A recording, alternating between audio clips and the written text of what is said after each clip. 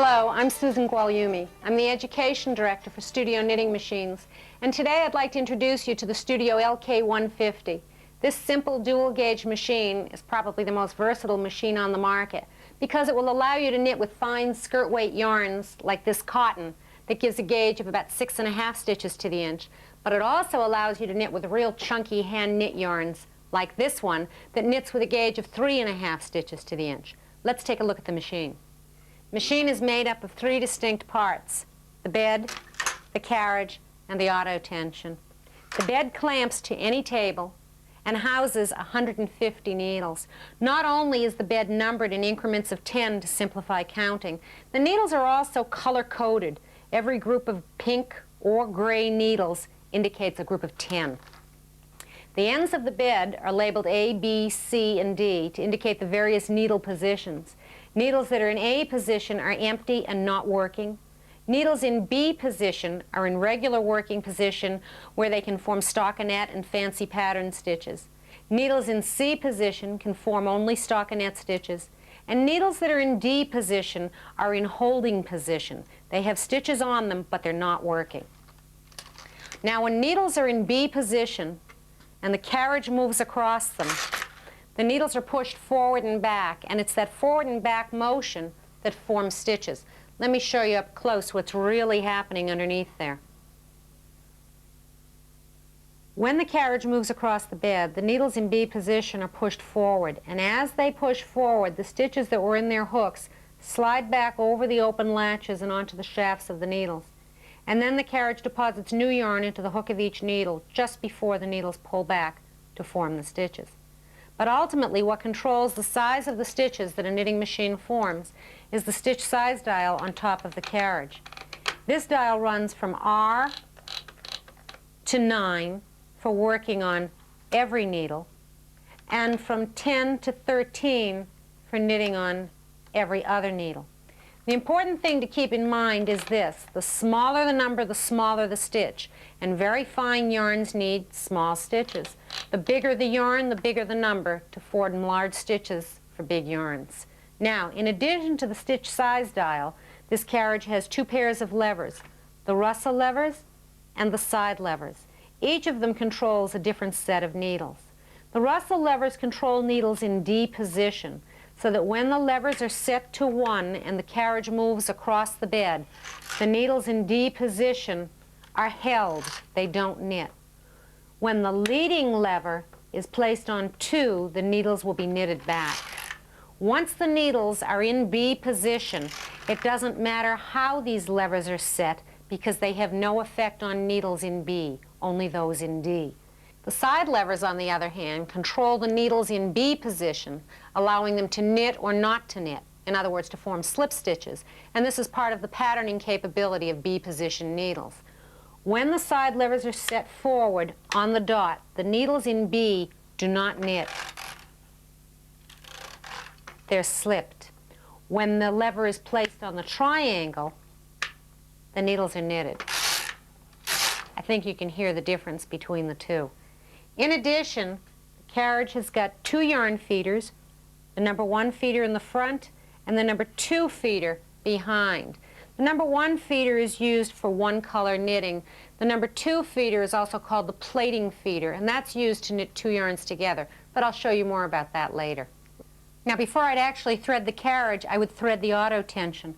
The whole purpose of this unit is to provide equal tension on the yarn. The same thing that your fingers do in hand knitting, except this is more dependable. There's a dial that controls the amount of tension that's placed on the yarn.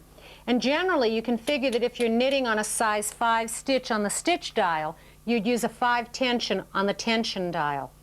The lower numbers indicate greater tension because thin yarns need more control. The bigger yarns would have less tension to keep them even. The beauty of this is that if you knit one sleeve of a sweater today and the next one a month from today, they're going to match because the machine's tension doesn't change the way your personal tension does when you hand knit or crochet. It's very simple to thread. Pass the yarn through the guide, between the tension discs, through the eyelet, and then finally through the guide wire. Control the tension with the dial on top. Let's do some knitting. We'll begin by casting on, which incidentally you can do from either the left or the right side of the bed. I'd like to work over a width of 40 needles. So I'm going to select 20 to the right of 0 and 20 to the left of 0 to keep the knitting centered on the bed of the machine.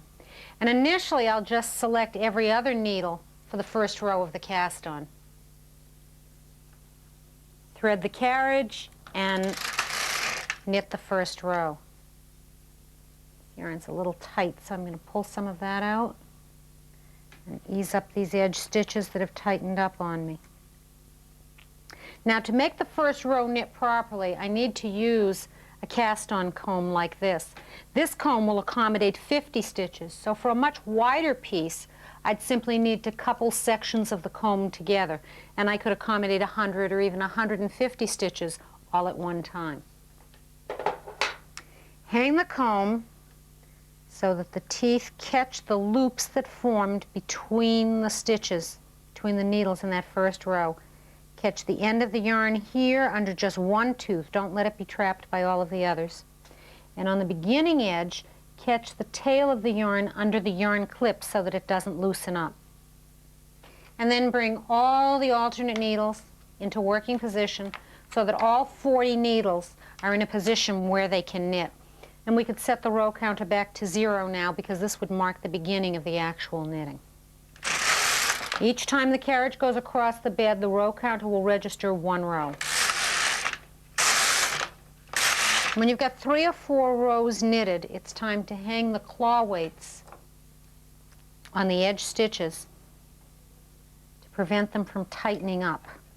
These weights need to be moved up the fabric about every 10 or 15 rows when you're knitting a garment.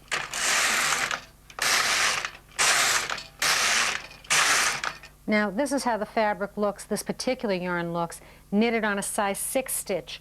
If I turn the dial all the way up to a 9,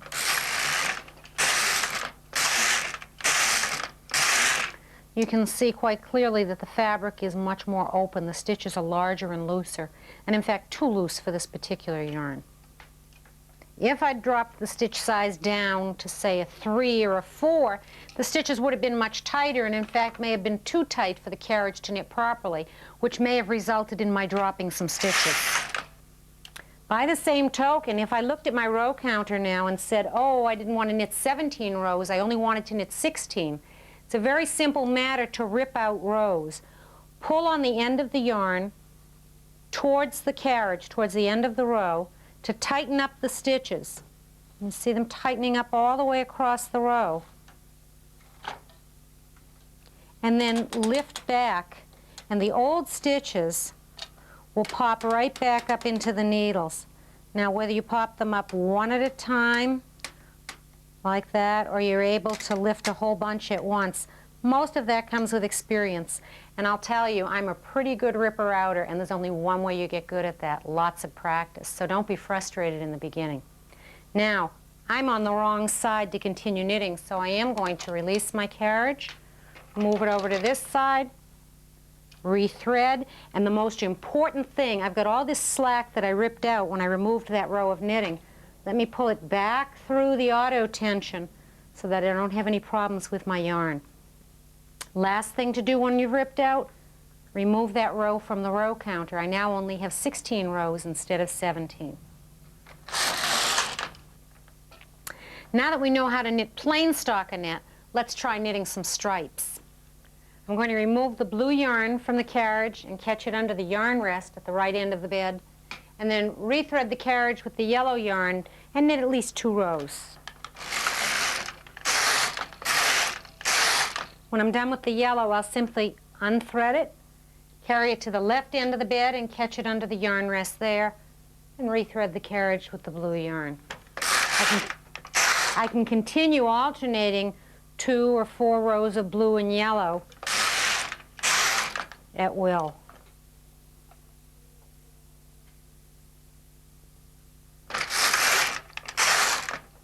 Now, in addition to simple striping, I can also vary the color arrangement in the fabric by a technique called plaiting. And I talked about this a little bit earlier when we took a look at the yarn guide here in the carriage. Let me rethread with a lighter weight yarn and we'll do some plaiting as well. Plaiting isn't so much a technique as it is a simple method of threading the carriage so that the fabric produced has a different yarn on each face. For example, this metallic fabric might be very scratchy next to your skin if it weren't for the fact that the metallic yarn was plaited with a smooth cotton that knits on the backside and makes the fabric much, much more wearable. I'd like to use these two cottons together, and normally they'd knit on a size, about a 1.5 or a 2 stitch. So the first thing I'm going to do is double my stitch size to accommodate the two yarns. I'm going to thread one of them in the number 1 yarn feeder and the other in the number 2 yarn feeder. And as I knit,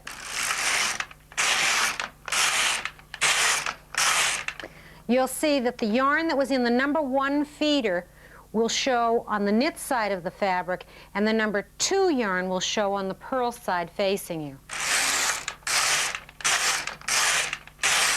If I rethread the carriage so that the number 1 yarn becomes number 2, I can switch the yarns and create a striped effect.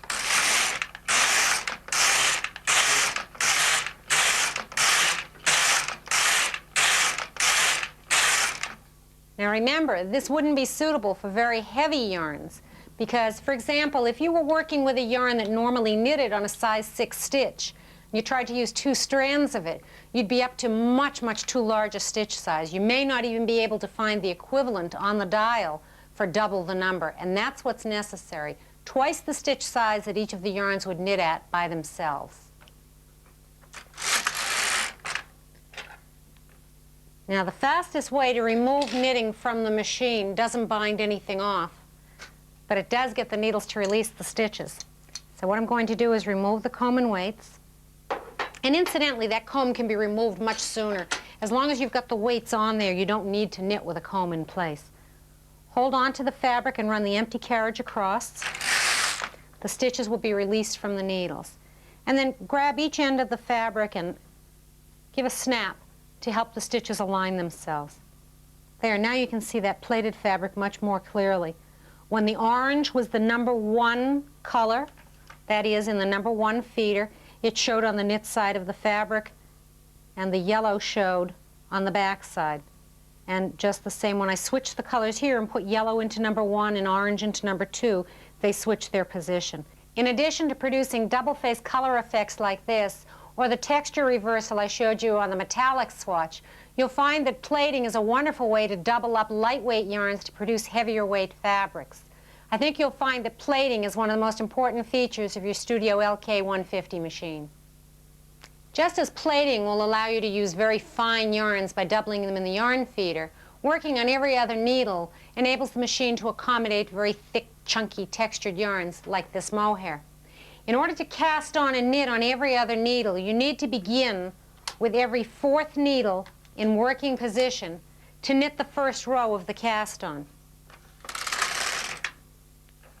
Then you'll hang the comb exactly as you did in the previous cast on when you were working on every needle. Catch the end of the yarn in the yarn clip and bring the alternate working needles into working position. And continue knitting. After about 3 or 4 rows, hang the claw weights.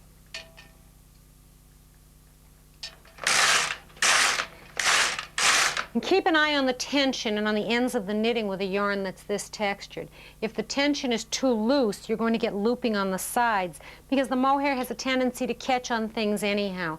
The weights become very, very important here at the edges.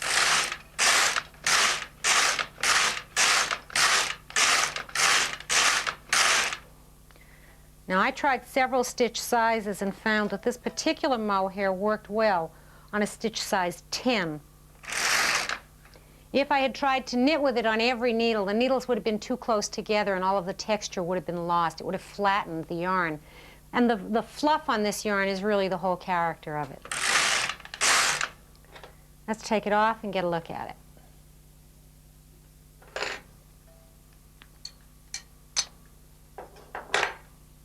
The mohair itself isn't thick, but the texture is, and you need to allow room for that. And that's what's happening with this extra space between each of the stitches. It's especially important when you've been working on every other needle to roll the fabric up lengthwise and really snap the stitches to pull them into line so that they can absorb the excess slack that was spaced between each of the stitches. Now, if that's not a hand knit look, I don't know what is. Once you're comfortable casting on and knitting, you'll want to learn how to make increases and decreases so that you can shape garment pieces. I've got a short sleeve here that shows increasing along this edge from the ribbing to the armhole, binding off 6 stitches all at once to begin the armhole shaping, and then decreasing 1 stitch every other row in this case to shape the sleeve cap until the remaining 20 or so stitches can be bound off. In order to make increases, decreases, and a number of the hand techniques that we'll do later on, you need to become familiar with these eyelet tools. They're not difficult to use, but they're different from tools that you may have used before, and they'll require a little bit of practice to get used to. Hold the tool so that it lays across your fingers with your thumb on top, and always keep your free hand against the fabric so that as you're manipulating needles, the fabric doesn't come forward with them. Left hand against the fabric, hook the eyelet of the tool onto the needle, and make sure that you keep the tool straight. Don't wiggle it to the side or up and down. Perfectly straight. Pull it all the way forward, all the way in, and then tip the tool up so that the stitch will drop down on the shaft of the tool. And move it out by 1 needle. And then, to prevent forming a hole in the fabric, fill the empty needle that was left with the purl bar of the adjacent stitch, like this. You can make an increase on both sides of the knitting prior to knitting the next row. Now, for knitting a sleeve, that increase might take place every 4th or 5th or 6th row. It'll vary from one pattern to the next. In the example that I showed you, the increase was made every 5th row. To increase several stitches at once, work on the carriage side of the bed and bring the needles out to D position one at a time to wrap the yarn counterclockwise around their shafts like this. This method of casting on is called E-wrapping, and it's a very common one among machine knitters. You can only E-wrap on the side where the carriage is located. Once the needles have all been wrapped, make sure that the leading rustle lever is on too and knit the next row.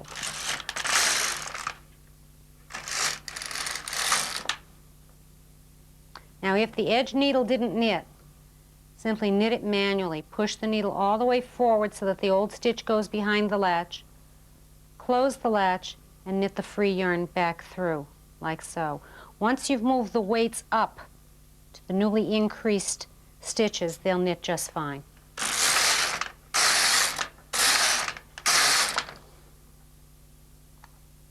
There, now that sort of an increase might be used for a kimono sleeve.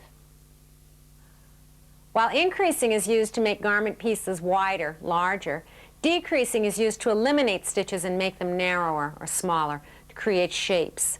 We'll be using the same tools we use to increase, but we'll be using them a little bit differently. There are lots of ways to decrease stitches, but the simplest method is just to remove the edge stitch on a transfer tool and move it in to the second needle. Always make sure that the empty needle is in non-working position or it will cast back on. Then just knit. You can improve the looks of this edge somewhat by adding a second step to the decrease. Move the second stitch out to the first needle and then move both of them back by 1 needle. This makes a much nicer seam when it comes time to put the garment together. And last of all, you can make a full-fashion decrease where you remove 2 stitches together and move them in by 1 needle. Get rid of the empty needle, and what you've got is 1 stitch on this needle and 2 stitches together in here, further from the edge. It makes a nice crisp seam line that's especially suitable for raglans and seams that tend to show. Now, I did this with a 2-prong tool, but you could just as easily do it with a 3-prong tool, like this.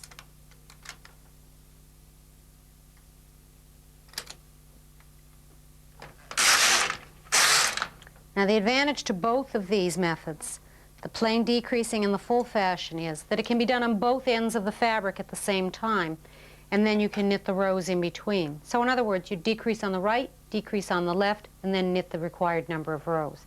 However, when it comes time to remove several stitches at once, you can only decrease on the carriage side. For example, let's say my directions call for binding off 5 stitches.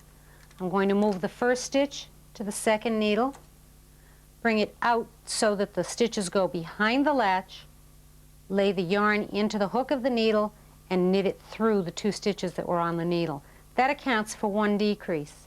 Then I'll move that new stitch in by 1 needle, push the needle forward so that the 2 stitches go behind the latch, and then manually knit them through. That would be my second decrease.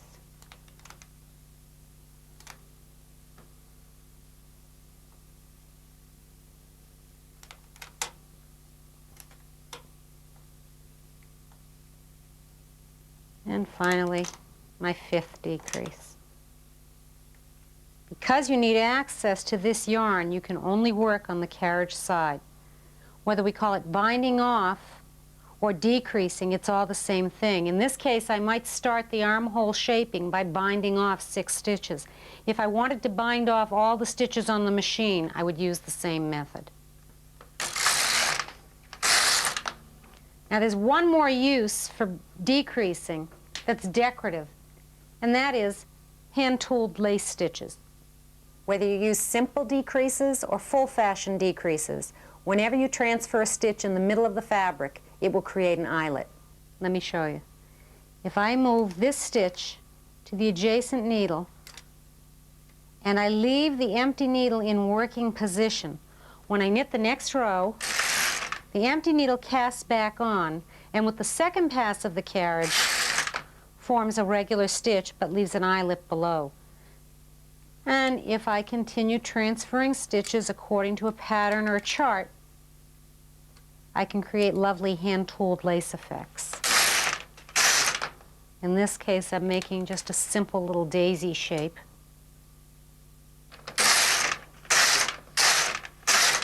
Like so. In the beginning, it'll seem like there's an awful lot to remember, but it's important just to go slowly and not get frustrated. And don't be afraid if something terrible happens, like if you drop a stitch. Let me show you how easy that is to take care of. Let's drop this stitch and rip it back just 1 row. Move slowly, don't tug on the work, and just insert your tool into the stitch, rehang it on the needle, and then where the stitch unknitted itself, simply hand knit that through the stitch on the needle and continue knitting. If, on the other hand, that stitch had dropped by several rows, let's run this one down a bit. There, that's a nasty run. That needs to be repaired from the back side of the fabric using a latch tool. And I'm going to reach behind. Sometimes I'll even go a stitch further and run it down to the tool. And then just mimic the action of the needles and latch the stitch back up.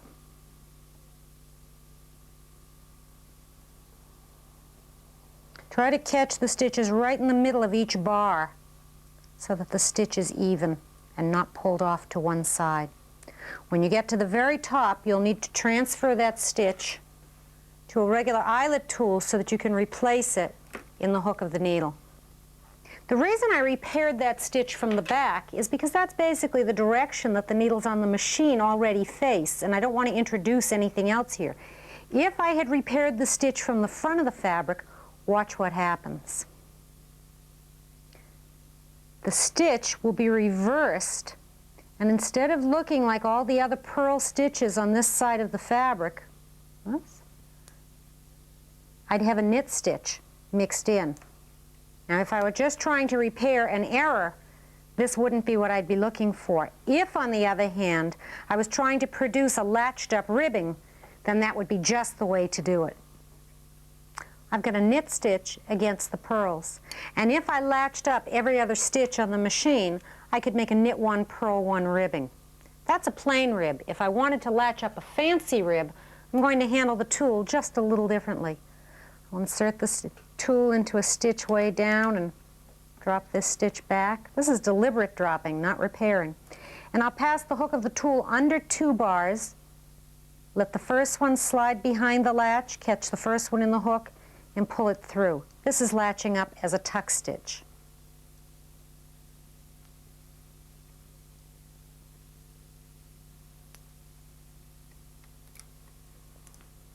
You can see it's a little softer effect and a little bit more decorative.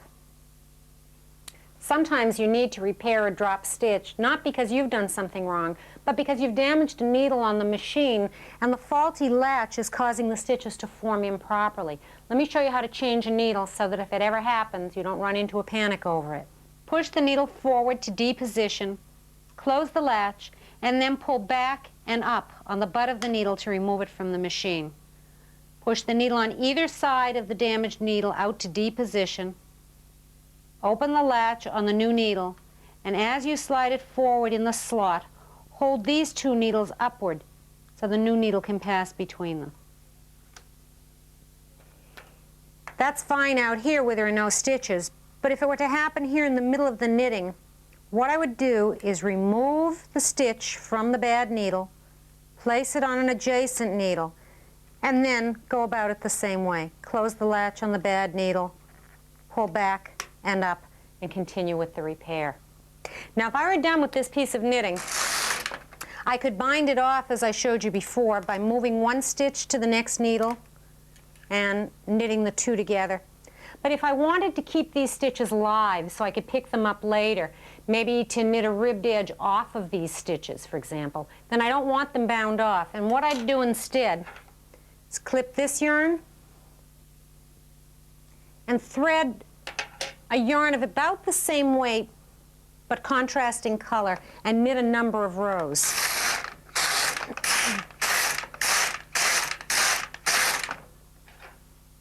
And clip the yarn. Now I'm going to run the carriage across the bed, and because there's no yarn in the carriage, it's going to cause these stitches to drop. So I'm just going to hold down on the fabric and release it from the machine.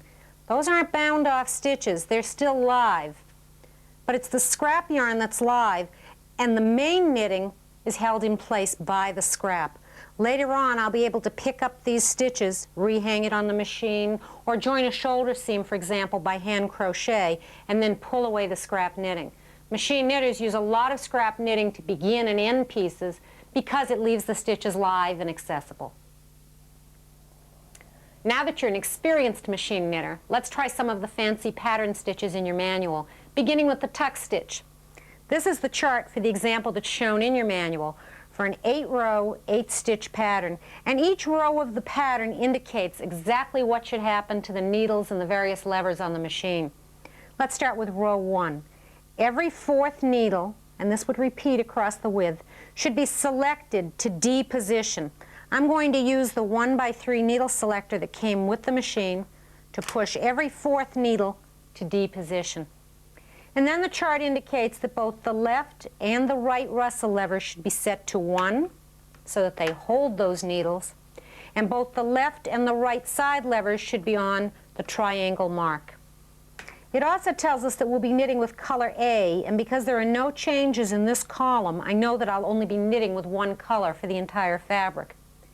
The arrow on the right indicates that I should start on the right, and I'll knit 1, 2, 3 rows before I need to make any other changes. Now, the needles that were in holding position have collected a series of 3 loops. That's what forms the characteristic tuck texture.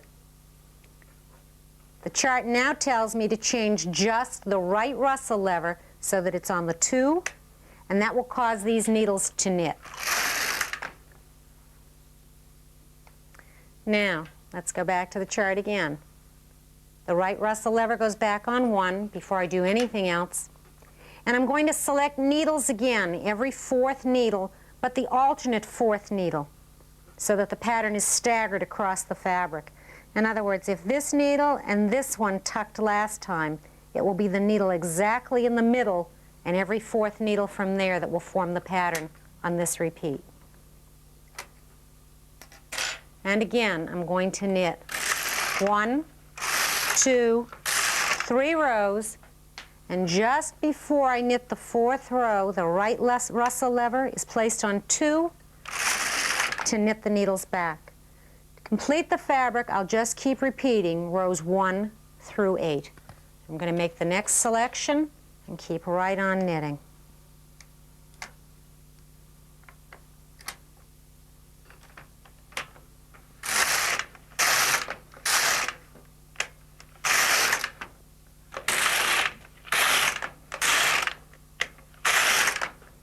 There, I think you can see the overall tucked pattern, and you'll notice that it shows up on the purl side of the fabric. The knit side on most of these tuck stitches is not especially interesting. Let's get a look at that. It's just a slightly textured stockinette fabric and not terribly interesting, so it's clear that the right side of a tuck fabric is the purl side. And in fact, that's the side that's considered the right side on slip patterns as well. Let's take a look at the example from your manual and see how the slip differs from the tuck pattern. In this case, we're going to be selecting 2 needles next to each other, and I'm going to begin over here on the left side of the bed, holding 2, leaving 2 alone, holding 2, skipping 2, all the way across. I'm going to bring every alternate pair of needles to D position. The Russell levers are both set on 2, and the side levers that allow the needles back here to form slip stitches are placed on the dot. And it indicates that I'll knit just 1 row from right to left before I make the next selection. I think you can see the slip stitches that form right across the back of the fabric as floats from one stitch to the next. For row 2, I'm also going to select 2 needles, skip 2 needles, select 2, skip 2, except I'll shift over to the right by 1 needle from my starting position. So in other words, if these were the 2 I started with last time, I'll include one of them and shift over to the right.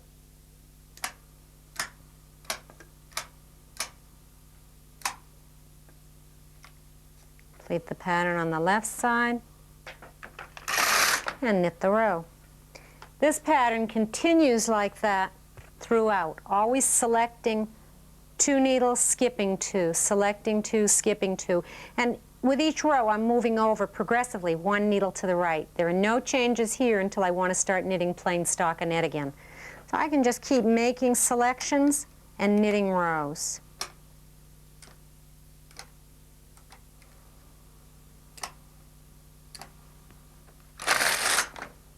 There. Now to resume regular knitting, I need to put my side levers back on the triangle so that the needles in B position can knit.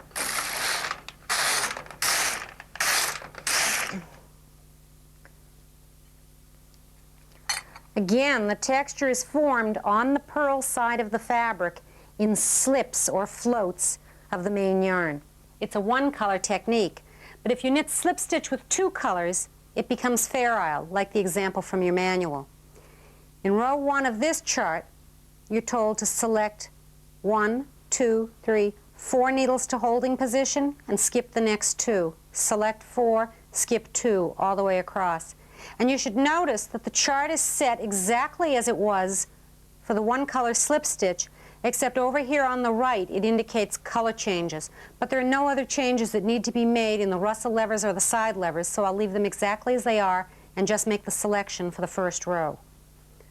So I'm going to select 4 needles to hold, skip 2. Select 4, skip 2.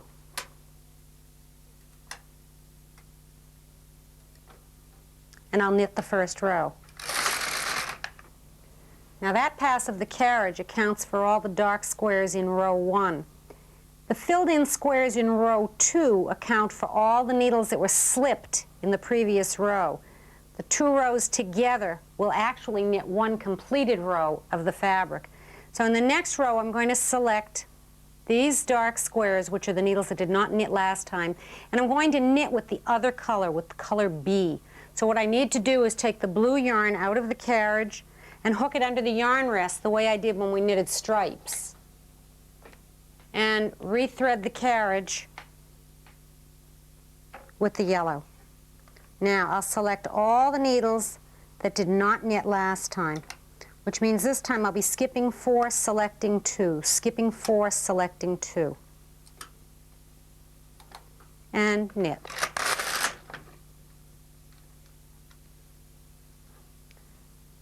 Now, according to the chart, the third row is exactly like the second, and it's also knitted in color B from right to left. So I'll select the same needles once again,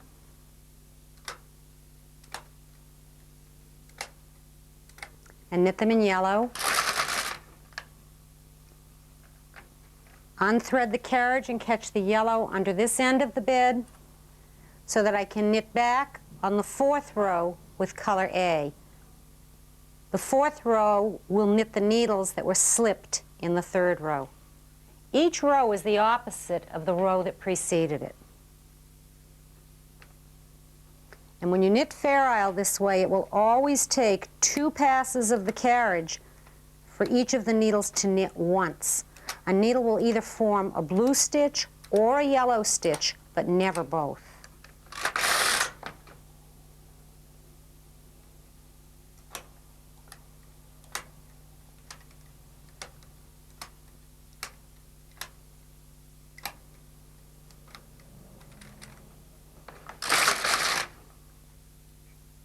There are floats that form on the purl side of a Fair Isle fabric because when the yellow yarn is knitting, the blue is floating, and likewise when the blue is knitting, the yellow floats. The right side of this fabric is the knit side, and I think if you compare it to the chart, you can see where the pattern came from. Now, in addition to the patterns that the carriage can form, there are also a whole range of stitches that you can form with a little hand manipulation. Let's start by knitting a 3-stitch circular cord.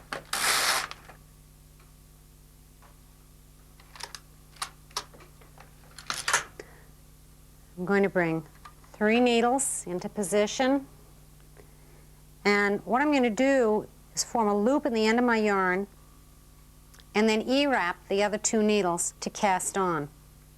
Thread the carriage. Now, I want to make sure that this carriage only knits when it goes from right to left, so I'll put the left side lever on the triangle, but I'll leave the right side lever on the dot so that the carriage slips coming back. And I'm going to drop my stitch size by about 2 numbers. From right to left, the carriage will knit. From left to right, it will slip. So it's knitting, slipping, knitting, slipping. As the carriage slips from left to right, it leaves a float of yarn that spans across the back of these 3 stitches. But on the next pass of the carriage, the yarn knits normally, and that float is absorbed into the back of the stitches. So what in fact happens here, it forms a round cord. You need to keep some weight on the stitches so that they can absorb that extra slack and form properly.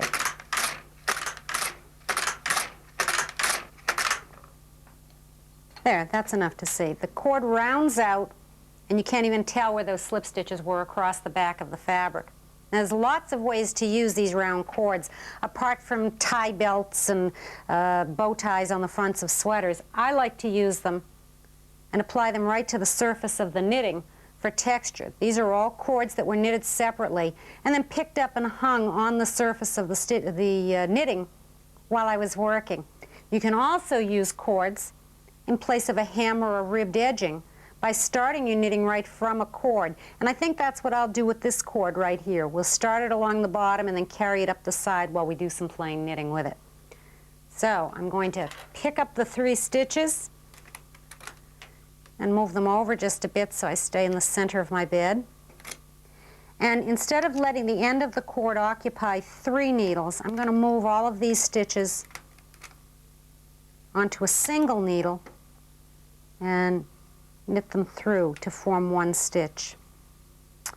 And let me move my carriage just out of the way. And I'm going to pick up the edge of this cord. There's a stitch, hang it on a needle, all the way across for however wide my knitting should be. You can knit cords wider than 3 stitches. 4 works out all right, 5 gets a little risky, and 6 is really the limit, because the floats on the back don't disappear quite as easily when the cords get wider. But you can try it. It'll depend a lot on the yarn you're working with and your stitch size.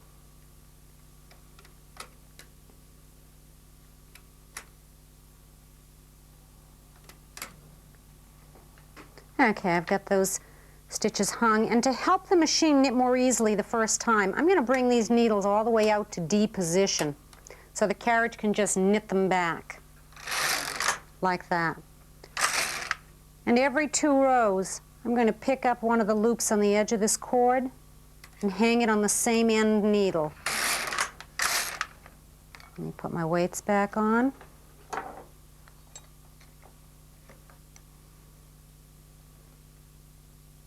Pick up an edge loop, hang it on the edge needle. Probably won't want to pick up every loop. You'll skip along so you don't stretch the fabric to match up with the cord.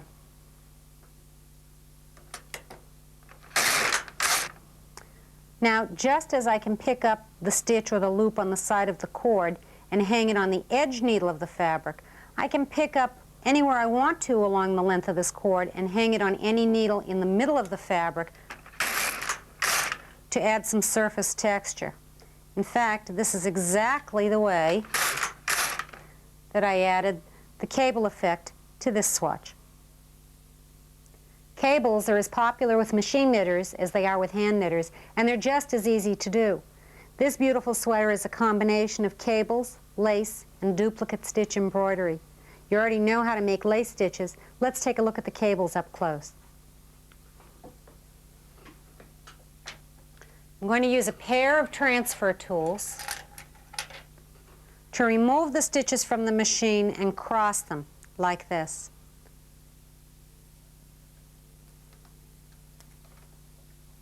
Got 2 stitches on each tool. I'm going to take the stitches from the right tool and replace them on the left pair of needles.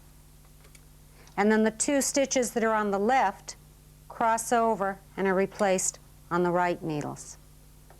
Now this is one of those instances when I'm very apt to bring the needles holding the cross stitches out to D position so that the Russell levers on the carriage can knit them back.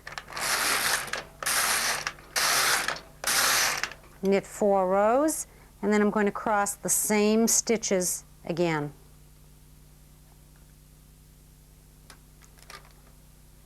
If you have trouble holding on to both tools, you can hook one of them out of the way just temporarily, so you can use 2 hands.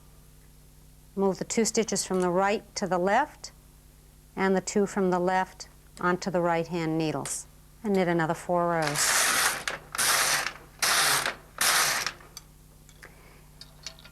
Every so often, you may want to drop a stitch on either side of the cable and latch it up, so that on the knit side of the fabric, you'll be able to see the cable more clearly against the background fabric. It'll look like a purl stitch running up each side of the cable.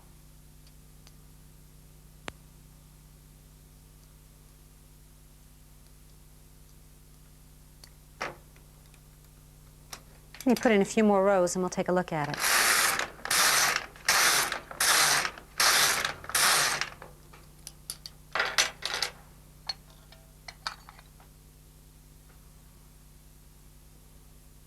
There you go. 2 crosses of the cable. I've reformed a purl stitch on this side, but not on this side, so the cable doesn't stand out quite as clearly.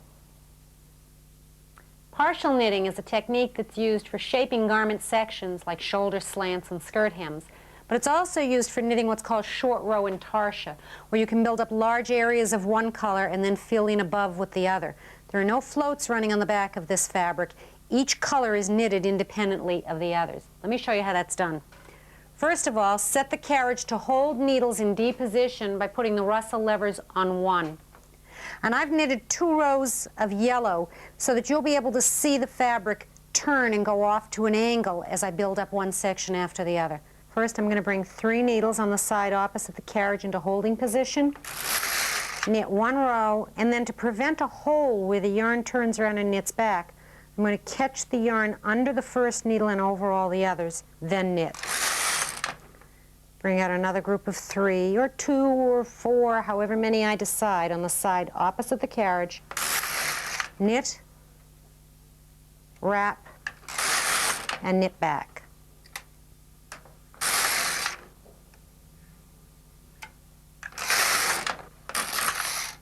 By the time I've reached the right side of the fabric, decreasing 3 stitches each time with partial knitting, you can see that the fabric has built up towards the right just by the slant of the yellow line. Now that I'm done building up this blue triangle, I'm going to clip the blue yarn and bring my carriage to the other side of the bed to start filling in now with the yellow above it.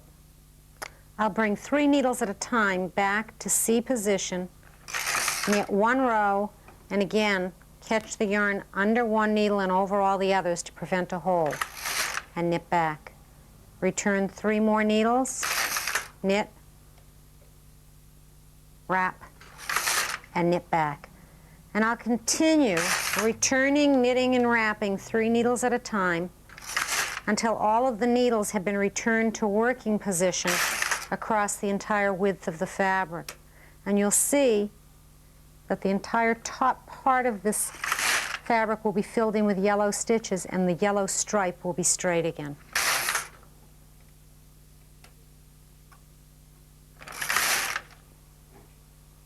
There, all the needles are working again, and the top portion of the fabric is filled in a yellow triangle to balance out the blue one below.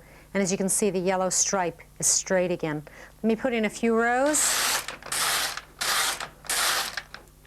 Clip the yarn, take it off the machine, and we'll get a look at the knit side of this fabric. There. Now I decreased and then increased 3 stitches at a time. If I had only done 1 or 2, the stair-stepped effect would be much less pronounced. The fewer stitches you do at any given time, the smoother the edge will be.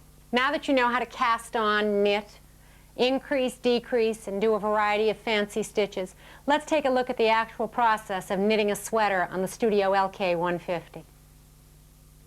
Whether you're working with a hand knit pattern or the KR10 knit contour, you still need to begin knitting your sweater by producing a gauge swatch that will tell you how many stitches and rows you're getting per inch. For the Studio LK150, we generally recommend that you knit a swatch where you can measure 30 stitches by 40 rows. And when you knit the swatch, you can mark this quite easily by beginning and ending with a marker stripe where you know between the stripe you've got 40 rows, and tagging the stitches as it's recommended in the manual so that you know between these 2 white tags you've got 30 stitches. If you're working with the KR10, you can simply use the yellow stitch scale that came with the machine to do the measuring. With the side marked R for rows, measure the space between the 2 marker rows, like so. Place the end of the ruler marked R against one stripe and read the number that corresponds against the other stripe. This would be a number 24 row gauge. Turn the ruler over to the side marked S for stitches, lay that end of the ruler against one yarn tag, and read the number that corresponds with the other yarn tag. In this case, the stitch gauge would be a number 19. If you're working with a hand knit pattern, you'll need to use a ruler or a tape measure to measure the space between the 2 marker rows to find that you have 6 2/3 inches, equaling 40 rows. You'd divide 40 by 6 2/3 to get your row gauge. Measure from one yarn tag to the next. In this case, it's about 6 1/3 inches, and you would divide the 30 stitches by 6 1/3 inches to get the stitch gauge. This would enable you to work with a regular hand knit pattern. And what you would have to do, of course, is convert all lengthwise measurements in your hand knit pattern into row counts. A hand knit pattern will tell you to knit 10.5 inches to the armhole. What we need to know is how many rows 10.5 inches translates into. I've already knitted the back and the sleeves for my sweater. We're going to knit the front of this sweater on camera using the KR10 knit contour. You know what it takes to knit a sleeve. Some increasing, binding off, and decreasing. And in this case, I've already knitted the ribbing to attach to the sleeve. I'll show you how to do this afterwards. The sleeve and the back require the same kinds of skills. Knitting straight up binding off, decreasing. But the back also requires some short row shaping for the shoulder slant, and I've scrapped off the shoulder and the back neck stitches. The front requires a slightly different set of skills, and we'll go through them slowly and together. The knit contour allows you to work with both half and quarter scale patterns. All you need to do is enter the gauge that you measured from your swatch. The yellow ruler measured a number 19 stitch gauge. So from the assortment of scales that comes with the unit, I'll select number 19. This means that there are 19 stitches in every 10 centimeters. The KR10 thinks in terms of centimeter units, so this is important. If you notice over on the left, there's a 0, and then the numbers are marked in increments of 10. Each of these marks indicates one stitch. And if you see the outline of my garment shape here, you'll see that it ends at 50. So this is telling me to cast on 50 stitches on each side of 0. Remember, I'm seeing the right side of the garment, and I need to imagine where the left side would be a mirror image of it. To set the row gauge, press the key under the garment shape, and then use the plus key to advance the numbers in the LED window.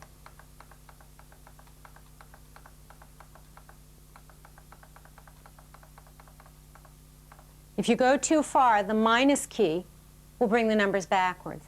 Once you've got number 24 in the window, press the key under the garment shape again, and that will set the gauge in the unit. The KR10 plugs directly into the back of the row counter unit, so that every time the carriage goes across the bed, not only does it trip the row counter, it advances the pattern paper through the KR10 one row at a time according to my row gauge. So I'm guaranteed a perfect fit when I work with a knit contour pattern. But you don't have to knit with a contour, and if you prefer to work with a hand knit pattern or written directions, by all means do so. The methods that I'll be using will be exactly the same when you work that way. It's just one more thing to keep track of. I only need to watch the outline of my diagram to know when to increase, decrease, or perform other garment functions.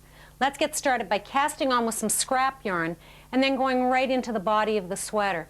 Your manual gives a method for beginning with some latched up ribbing and then knitting the sweater. I find that I prefer knitting the sweater first and then rehanging the live stitches to finish the ribbing afterwards.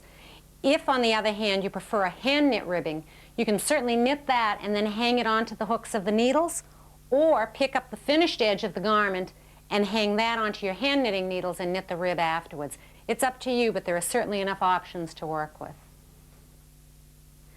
The point where the garment outline intersects the stitch scale indicates how many stitches I need to knit with. So here I know that I need to cast on 50 stitches on each side of 0 to begin knitting my garment.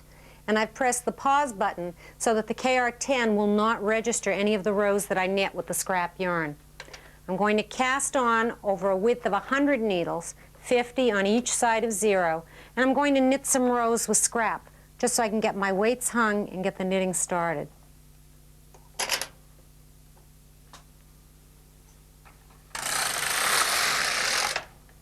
Because I'm working with more stitches, I've had to couple together 2 sections of the comb, and I'll hang those on. Bring the alternate empty needles into working position and knit a number more rows of scrap knitting. Let's tuck that tail under the clip.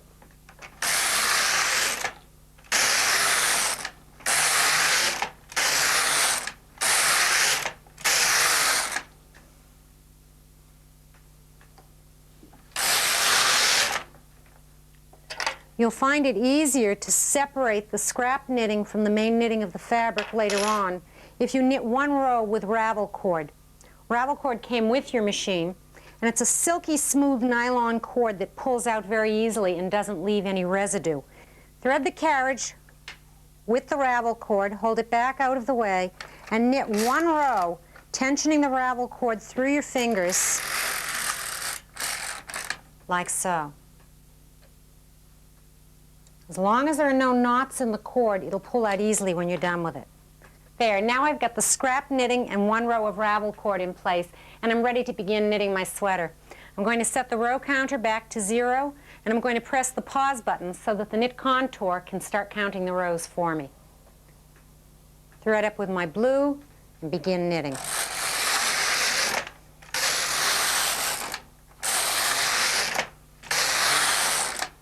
As long as the outline of the garment doesn't change against the stitch scale, I don't need to do anything. So I'm going to continue knitting straight to the armhole, which is the first place that the garment diagram shows any changes.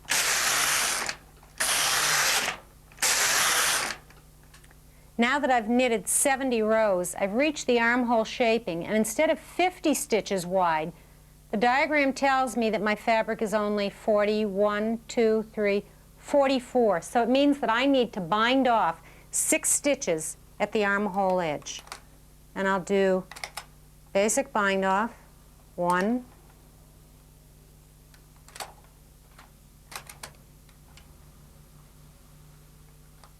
2, 3.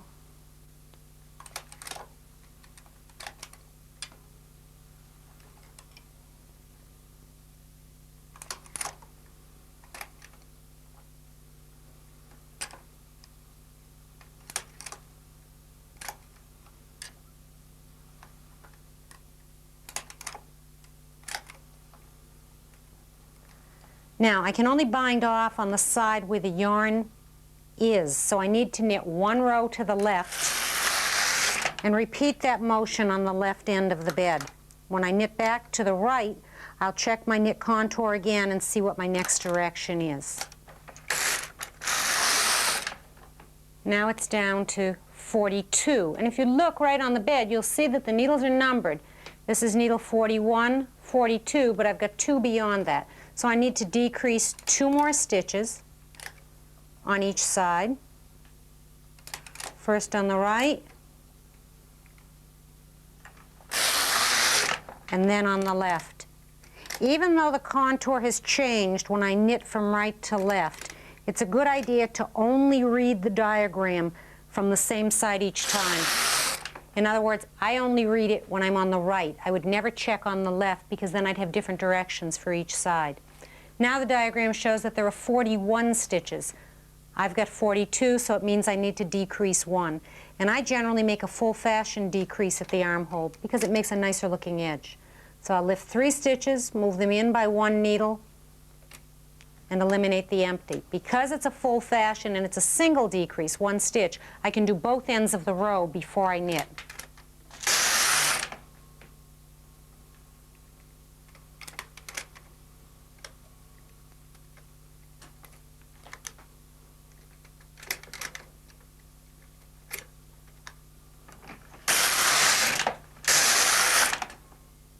The garment diagram indicates that needle number 37 is my last working needle, and in fact when I check the needles on the bed, it is the last needle carrying a stitch. So I know that I'm done shaping the armhole because this line no longer changes. I can continue knitting straight until I come to the point where the neckline shaping begins. Now that I've reached the point where the neckline divides, I need to deal with each side of the knitting separately because I can't deal with both shoulders at once. There'll be 18 stitches in the center, 9 on each side of 0, that will form the center of the neckline, and the remaining stitches will be for each shoulder.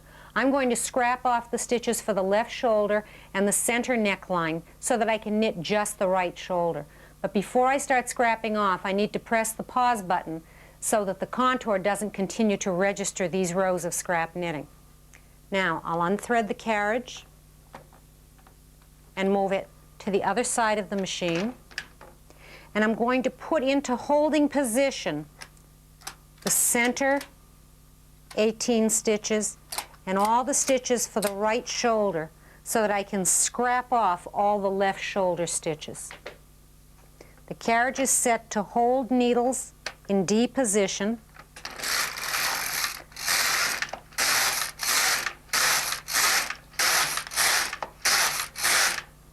I'll put in about 10 rows and then run the empty carriage across those needles so that they drop their stitches. I'll pick them up again later.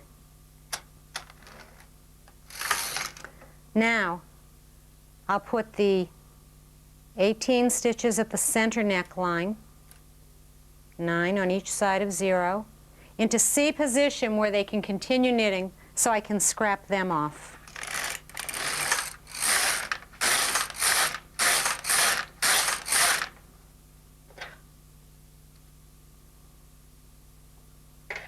And run the empty carriage across to the other side of the bed where I can continue knitting the right shoulder. I'll put the pause button back on. I added some rows on my row counter. I'm going to turn that back. I'll continue shaping the neck edge with decreasing, but to make sure that I can return to this exact spot on the contour paper when it comes time to knit the left side of the neckline, I'll press the garment button and the negative button at the same time, and this will set the position of the paper in the memory of the KR.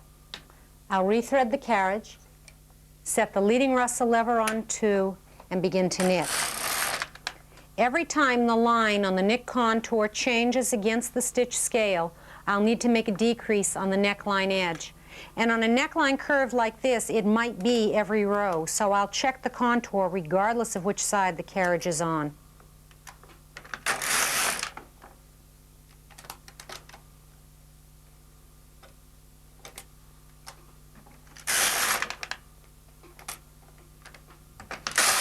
Now once the curve has straightened out, I'll continue knitting until I see the beginning of the shoulder shaping at this point.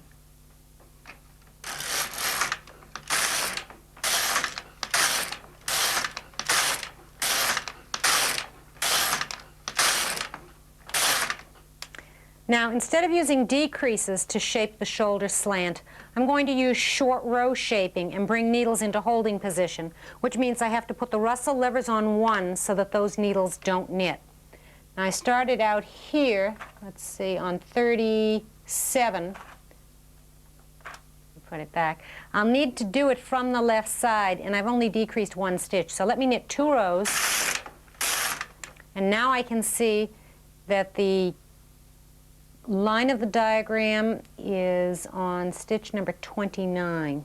So all of those needles go into holding position. I'll knit 1 row, wrap, and knit back. And then it shows down to needle number 20. I'll bring those needles into holding position, knit, wrap, and knit back, just as the top of the diagram disappears behind the scale because I've finished knitting the first shoulder. Now, I'll clip the main yarn,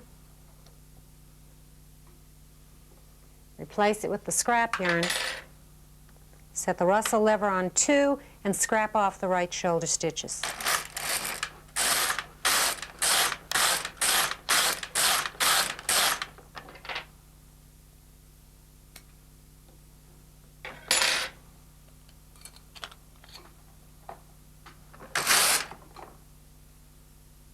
There, that completes 1 shoulder, and I still have the other stitches to rehang and knit in the reverse. To get back to the point where I started on the knit contour, I'm going to press the minus key so the paper backs up to the point where the neckline was divided. And even if I keep pressing the minus key, it won't back up any further. So I'm back at the exact spot where I started. I'm going to press the pause button to hold the paper while I rehang the other side of the neckline. Now the neckline stitches were scrapped off from the center of the bed, so that this represents the center 18 stitches, 9 on each side of 0. So the first stitch that I'll rehang from the scrap yarn will go on needle number 10, right here on the left. Now what I've done is to fold back the scrap yarn so that I can see the last row of blue stitches. I'm going to insert my transfer tool through the stitches one at a time, like this, and hang each stitch back on a needle of the machine. When you get a little more comfortable with it, you can try picking up several stitches and rehanging them all at once. Once all the stitches have been rehung, I'll put my weights on, remove the carriage and replace it on the left side of the bed.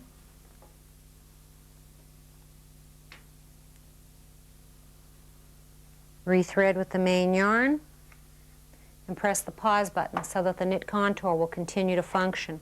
Now when I read the neckline curve on the contour, I'll be shaping the left side of the neckline and making the same decreases that I made for the right side of the neckline edge.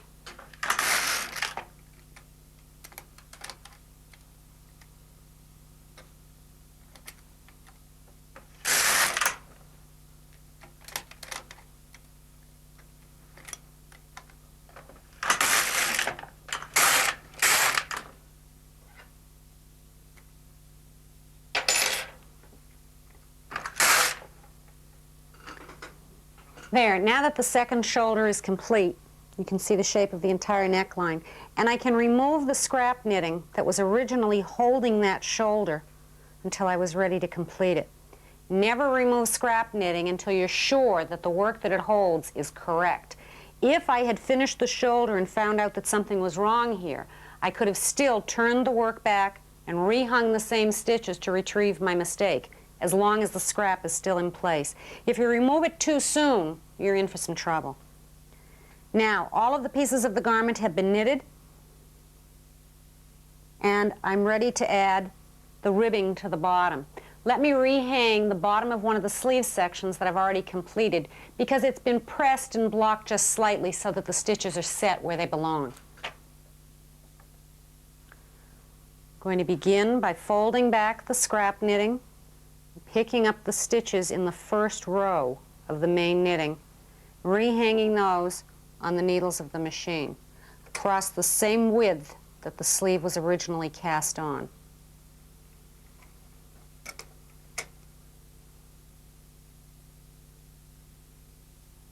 Now that the lower edge of the sleeve has been rehung, I'm going to knit 6 rows that I'll use for latching up as the ribbing at the bottom of the sleeve. Now I knitted the sweater on a size 6 stitch, but I want the ribbing to be tighter, so I'm going to drop my stitch size by 2 numbers down to a size 4, and I'm going to knit 6 rows.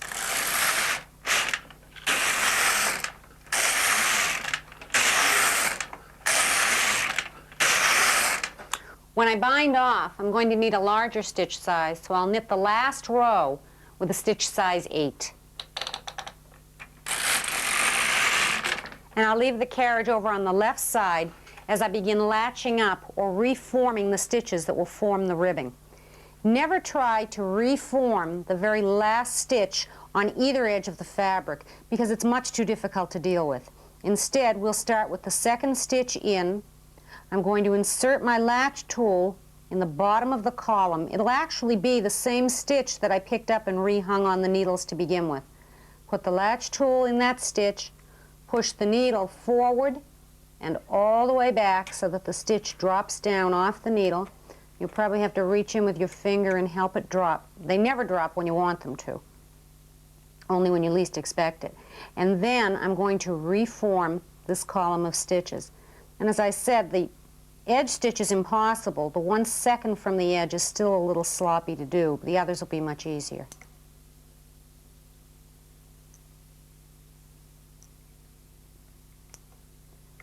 Hook the latch tool to the needle and put the stitch back where it came from. Skip the next one and go on to the 4th needle. Forward and back so that it drops. And then latch it back up. Try not to split the yarn if you can help it.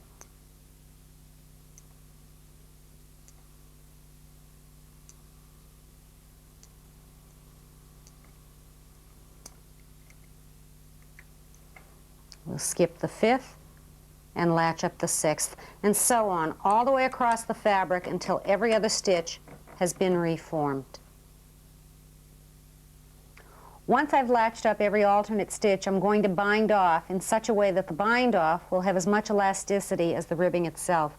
Any of the stitches that were not reformed, I'll insert the tool from the back of that stitch and remove it from the needle. Drop it behind the latch to take the next stitch in the hook. The stitches that were reformed will be taken from the front and pull that stitch through the first. The next stitch I'll take from behind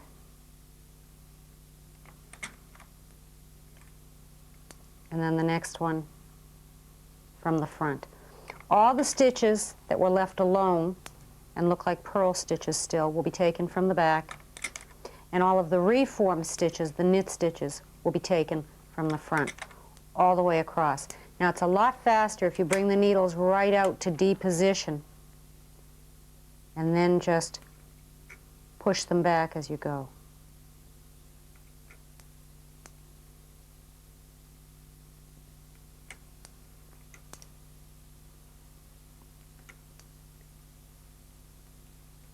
Take the tail end of the yarn through the last stitch.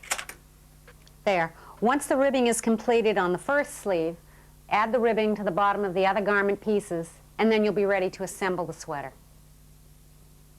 The first seam that I'm going to assemble is the shoulder seam. My front and my back are complete, the ribbing is done, the pieces have been lightly steamed to block them so the stitches are easier to handle.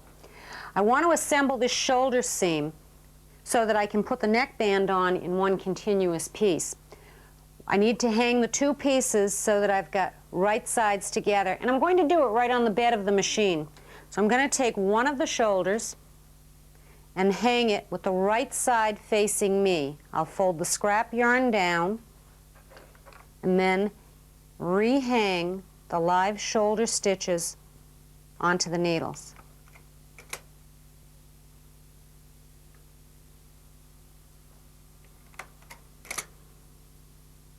Wherever you've got a doubled stitch, when you wrapped with the short rowing, make sure you pick up the stitch and the yarn that created the wrap. Otherwise, you'll still end up with a hole where you shouldn't have. Once the first piece is hung with the right side facing you, hang the second shoulder with the wrong side facing you onto the same needles, but with one difference.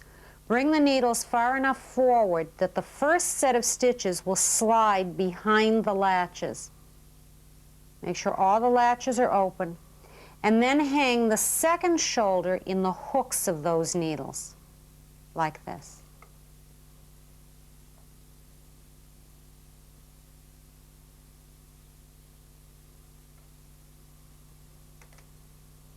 If you've got any doubled stitches where you wrapped during the short rowing, make sure that both of them are hung on the needle.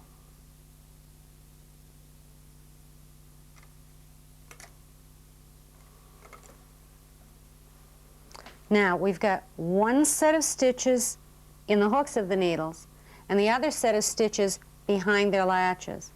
I'm going to use a needle pusher to push the needle butts back so that the stitches that are in the hooks will be pulled through the stitches behind the latches as they close the latches of the needles and slide over them. I'm going to pull back, and I've reduced this down now to one set of stitches.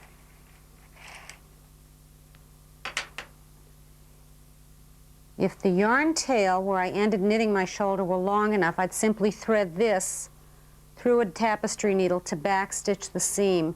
Instead, I'm going to thread a separate strand of yarn to take care of sewing this seam. Catch the yarn through the first stitch to secure it, and then down into the second and back through the first.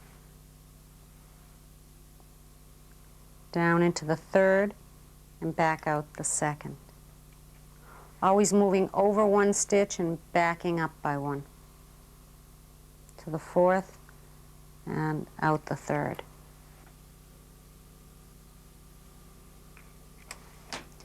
When you complete the back stitching, catch the yarn through the last stitch an extra time just to be sure that nothing comes undone. And then remove the stitches from the needles.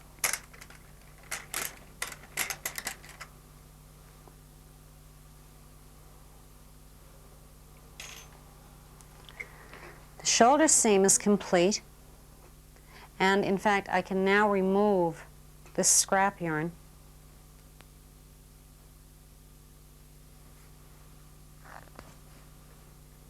from the front shoulder and from the back shoulder as well.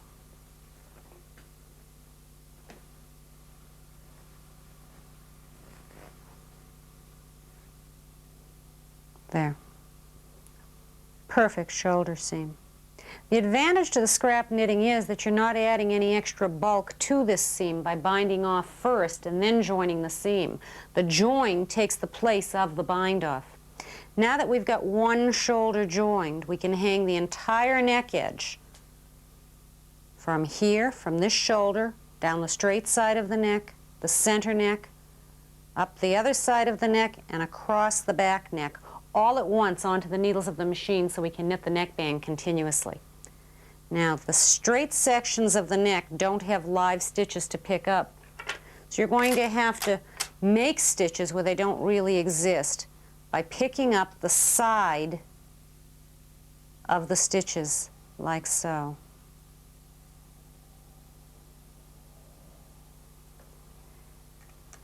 Going to pick up an entire stitch so you don't split anything.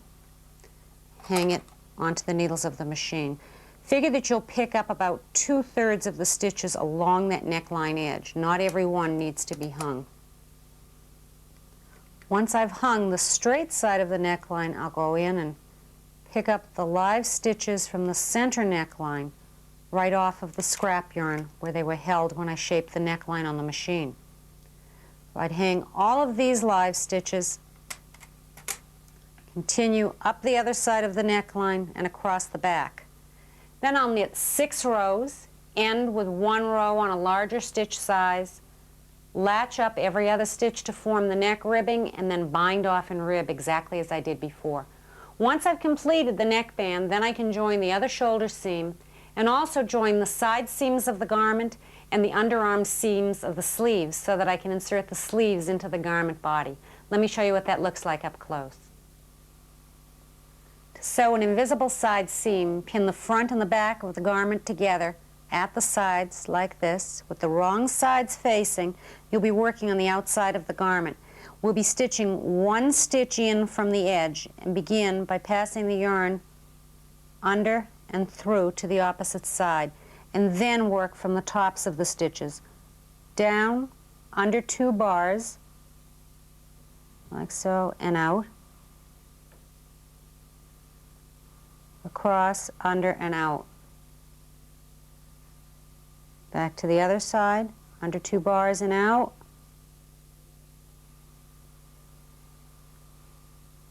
After you've put in about 6 or 8 of these, stop and tighten up the stitches.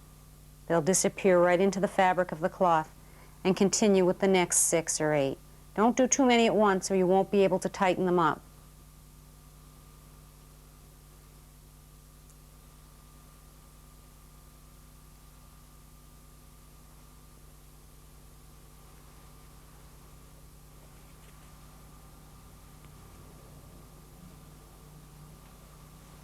Once you've completed both of the underarm seams and the seams in the sleeves, we can join the sleeves to the garment.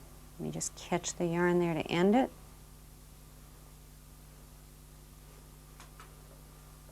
There's the side seam of the garment. If I pull apart, I can see where it was, but it should be pretty much invisible. Now, I'm going to turn the garment inside out. We'll worry about all of these strings later on. And with the sleeve right side facing the right side of the garment, put it inside like so, matching up the underarm seams of the sleeve and the garment. Let's pin that. And then match up the center of the sleeve cap with the shoulder seam.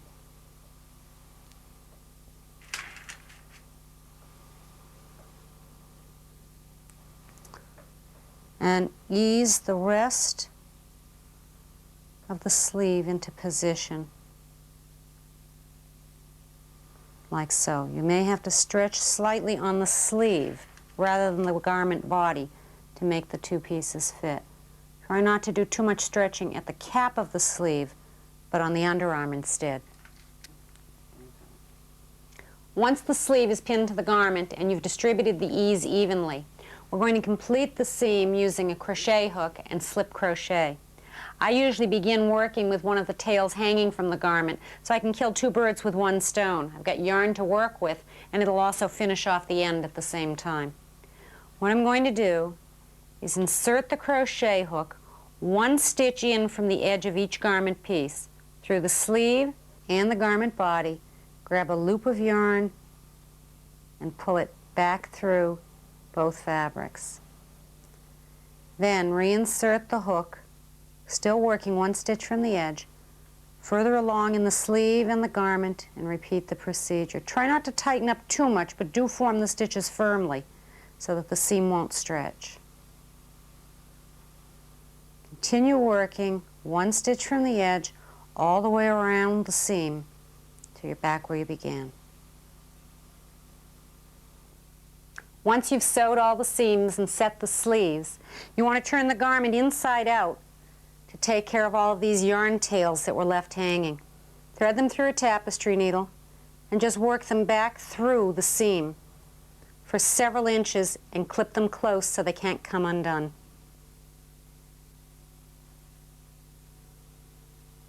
I'd recommend that for your first sweater you choose something simple like this little set-in sleeve sweater. Once you're comfortable with the machine, you can vary the same pattern a dozen different ways, whether you're working with the knit contour like I did or from a hand knit pattern. You just need to take a gauge and measure accurately. This same short sleeve sweater could be interpreted with little cable motifs like the one I'm wearing, with an embroidery technique to create a subtle design against the textured yarns,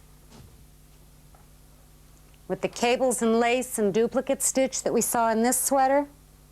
Or I could knit the same set-in sleeve garment with long sleeves and buttons down the front to create a cardigan.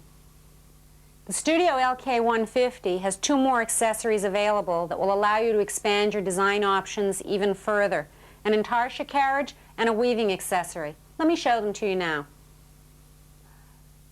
The AG10 intarsia carriage will allow you to knit designs like these bunny rabbits or this Peruvian cat with no floats on the back of the fabric. The colors are carried independent of each other so that there is no floating to worry about. And you can read your designs right off of a chart, stitch by stitch, row by row, so that you can knit anything you can think of and draw out on a piece of graph paper first. It's very, very simple to use. You're going to knit with the regular carriage up to the point where you want to begin working with the intarsia, unthread the yarn and remove it from the yarn mast, and take the regular 150 carriage off the machine. The intarsia carriage has no yarn feeder because you're going to carry the yarn manually and place it in the hooks of each of the needles. It does have a stitch size dial, however, and you'll probably be able to use the same size on the intarsia dial as you did on the regular carriage, but you should always knit a sample first to make sure that the two carriages match. Place the carriage on the left side of the bed in this case, run it across this first time, and you'll see that it shoots all the needles out to C position with their latches open. And then lay the yarn into the hooks, the open hooks of the needles. If any of the latches have closed, open them with your finger. And wherever you want stitches to knit a different color, you're going to manually lay the yarn across the needles. The only thing you want to make sure when you begin is that the carriage will always knit towards the source of the yarn so that the stitches don't tighten up. Okay. This first row can be a little bit tricky because you've got a lot of ends to hang on to, and then it gets easier. Run the carriage across slowly for this first row. Keep the yarn down in the hooks, but don't add any extra tension.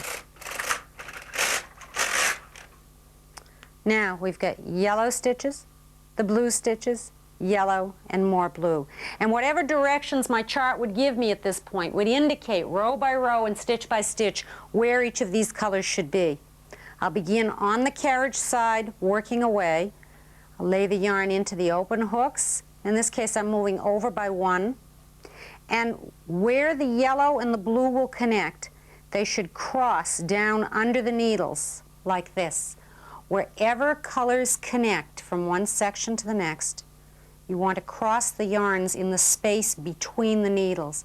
Never catch both yarns over the same needle. And then when you've placed yarn into all the hooks, knit the row. The next row of the chart would indicate where the colors will be placed in exactly the same way.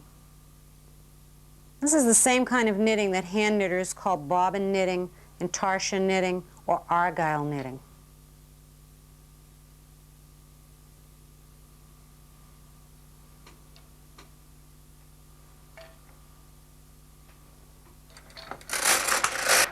Whenever you change colors, you're introducing more yarn tails that need to be darned into the back of the fabric when you're done knitting.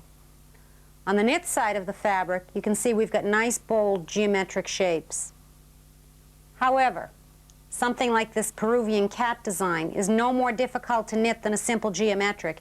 It just means paying closer attention to the chart so that you know exactly where each color is supposed to be knitting. And of course, the more involved the design is, the more colors you have per row. Here we've got 1, 2, 3, 4, 5, 6, 7 colors in just that row. If you're looking for something a little simpler to deal with, you might try knitting intarsia stripes and then crossing them regularly in a cable design. The LW1 weaving attachment allows you to use a different variety of yarns altogether, some of which might be entirely too heavy to knit with on the machine. This mohair would knit on every other needle on a stitch size of about 10. But if I wanted a firmer fabric, I could instead decide to weave that yarn through a background of lighter weight stitches. All of the texture appears on the purl side of the fabric with just a little bit of grin through on the knit side. The weaving yarn will be bound to the surface of the fabric by occasional needles that are pulled to D position to catch the yarn. You can use a needle selector, select each of the needles in turn, and then lay the weaving yarn over the extended needles and use the attachment to weave the rest of the needles through, and then knit one row. Select the needles for the next row of the pattern.